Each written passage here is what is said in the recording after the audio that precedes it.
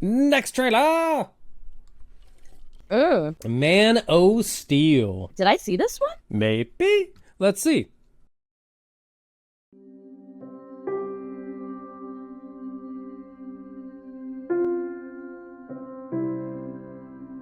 Goodbye, my son. Oh, yes. Our hopes and dreams travel with you. He'll be an outcast. I'll kill him. How? He'll be a god to them.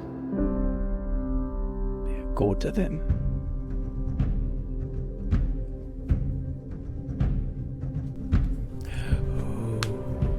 What if a child dreamed of becoming something other than what society had intended? What if a child aspired to something greater? Waiter. My son was in the bus. He saw what Clark did. You're the answer, son. You're the answer to are we alone in the universe? Can I just keep pretending I'm your son? You are my son. And I have to believe that you were sent here for a reason. And even if it takes the rest of your life, you owe it to yourself to find out what that reason is. How do you find someone who has spent a lifetime covering his tracks? For some, he was a guardian angel. For others, a ghost who never quite fit in. You will give the people of Earth an ideal to strive towards. They will race behind you. They will stumble. They will fall. But in time, they will join you in the sun. In time, you will help them accomplish wonders.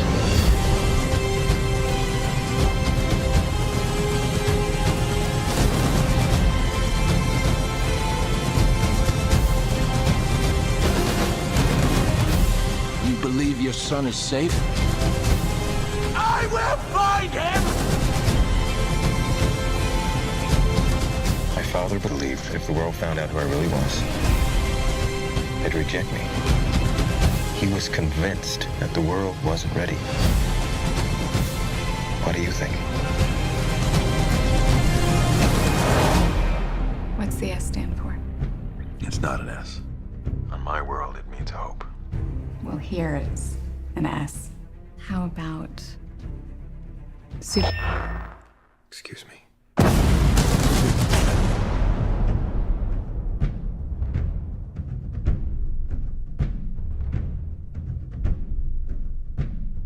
Oh, it's coming out. Oh, it already came out. Great.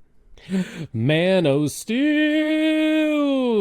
I'm gonna leave it to you on this one because if you watch this trailer and then end up watching the movie, you're like, the movie's so unserious compared to this trailer.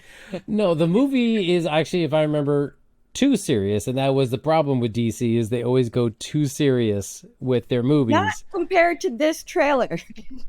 Okay, if I remember correctly, which first of all, if I saw that and I remember seeing that trailer and being like, oh my god, it's a new Man of Steel, it's gonna be great, it's a Superman, it could be Superman, they're doing it again. Because there was a couple flops. But I remember it being not a bad movie. It's not, no, the movie's great. Not about, I mean, I had notes. I think Kevin Costner as Johnny Kent, Superman's daddy, may not have been his father, but he's certainly his daddy. I remember the complete bullshit death of him, of like, back up to the car. yeah, no, don't save me. Don't, you have all the power to save everybody in the world. Don't use them. Cause he's such a Kansas boy.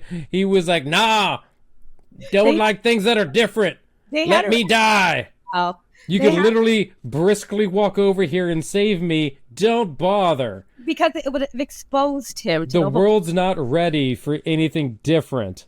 But meanwhile, I love that his actual father, like Russell Crowe, that you always say, like Jor-El, would always be like, you're going to be the best fucking thing on earth, man. You're going to be the leader. Everyone's going to be stumbling trying to find you, but you're going to raise everybody up. You're the hope of the world. And then like Jonathan Kent's like, no, don't do any of that. No, fuck that. Don't make any changes. Don't make any changes.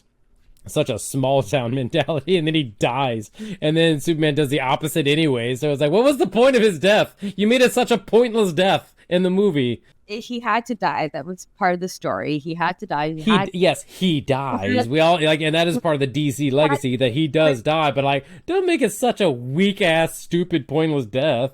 No, he had to give Clark motivation to continue hiding the next 5 or 10 years or whatever that was until go be a fisherman for a while.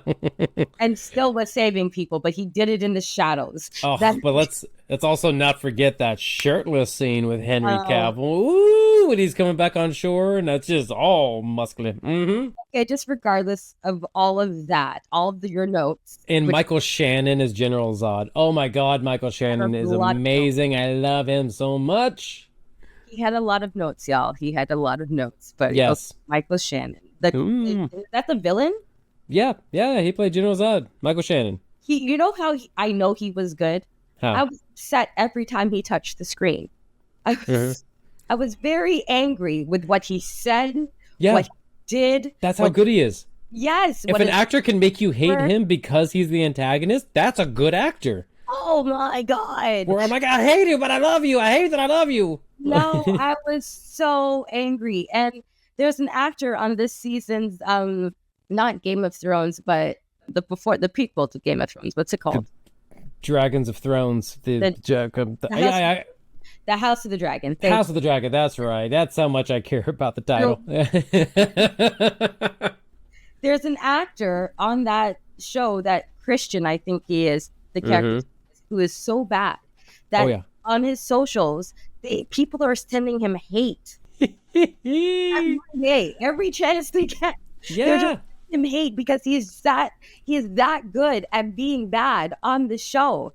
And that guy in Man of Steel, he is giving off those same vibes. Michael Shannon. Yes. Oh my God, he is so just the way he did it, just wonderful. It was wonderful because that villain, to me, like it's not like he had anything personal against Superman or Superman's father. Okay, he was simply out there doing a job that he swore to do to the best of his ability for all eternity. He had an ideal and he was going for it. He had a motivation. And like, okay, I get it. He wasn't like a Lex Luthor with a hairless cat, man. Like, I'm going to be an elaborate bank robber. Guys, are you seeing this? Yeah, this is actually my cat. I see, again, like a hack. I left the door open as I'm recording this audio, and my cat is like, I'm coming. I'm here.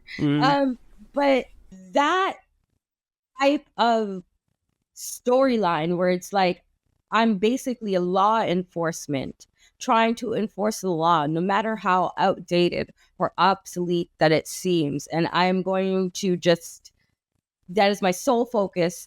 That is my sole intent. And that's what I'm here for. That part of that character's motivation was more annoying to me than the fact that he was just going after Superman. Because his motivation... It sounds like you hate him because he's a cop. I'm not... I mean, yeah, sounds like he's enforcing laws that are bullshit laws, and we all know it, but he's just going to enforce it anyways. Like, that sounds like a space cop. It's just a space cop going around enforcing his dumb bullshit imperial laws. Yeah, that sounds... I'm upset. It speaks to you, doesn't it? It's almost like it's an allegory. I was upset from the get when he killed off Russell Crowe's character. Like, why? Why you even have to do that, dude? Well, the planet got destroyed. Yeah, that made sense. That was a senseless... it's not like he's just going to be alive floating in space, you know? No, but that was a senseless death. I mean... Wait, are you talking about Kevin Costner's death or Russell Crowe's? Russell Crowe's. Russell Crowe's. Jor-El, when he died on the exploding planet? Yes. Yeah, well, what was he going to do? He could have gotten out like his wife did. No, his wife didn't get out either. They both died.